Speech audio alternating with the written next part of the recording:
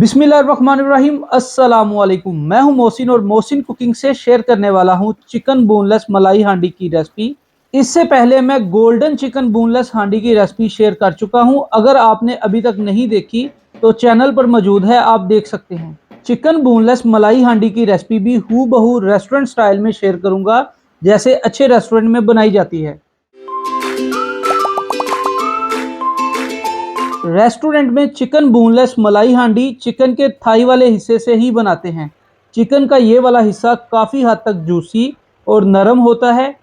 Half के जी chicken Thai को हम स्ट्रिप्स में काट लेंगे और अब पैन में एक नॉर्मल साइज़ का प्याज लेंगे और इसमें 1 कप पानी ऐड करेंगे और प्याज को 2 से 3 मिनट बॉयल करके इसका पेस्ट बना लेंगे।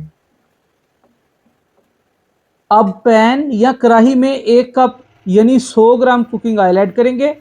जैसे ही ऑयल गर्म होगा, हाफ के जी स्ट्रिप्स में कट किया हुआ चिकन ऐड करेंगे और ऑयल में अच्छे से मिक्स कर लेंगे। चिकन का कलर रेड से वाइट हो चुका है। अब इसमें हाफ टेबल स्पून नमक ऐड करेंगे और मिक्स कर लेंगे। मजीद 1 मिनट के बाद इसमें 1 टेबल स्पून अदरक लहसुन का पेस्ट और हाफ टेबल स्पून सब्ज मिर्चों का पेस्ट ऐड करेंगे और मजीद 2 से 3 मिनट मीडियम हीट पर पकने देंगे।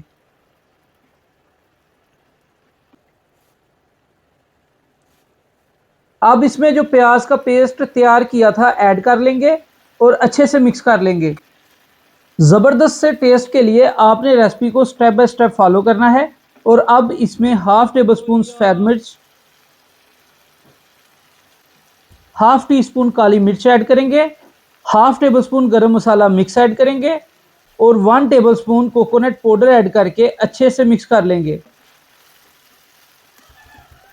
जैसे ही ऑयल ऊपर आ जाएगा, हाफ बोल दही में हाफ बोल पानी ऐड करके अच्छे से फेंट कर ऐड करेंगे और मज़ीद 5 से 7 मिनट तक कुक होने देंगे। जब तक हमारा चिकन कुक होगा, हम गार्निशिंग के लिए 4 से 5 सब्ज़ मिर्चों को बारीक कट कर लेंगे और इसके अलावा एक अदरक के पीस को पहले स्लाइसिस में कट करेंगे और फिर इसको जूलियन कटिंग में काट लेंगे। दूसरी तरफ हमारा चिकन बहुत अच्छे से कुक हो चुका है और दोबारा से ऑयल भी ऊपर आ गया है। अब फ्लेम को मीडियम से लो कर देंगे और इसमें 2 से 3 टेबल स्पून या 50 ml milk pack cream add करेंगे।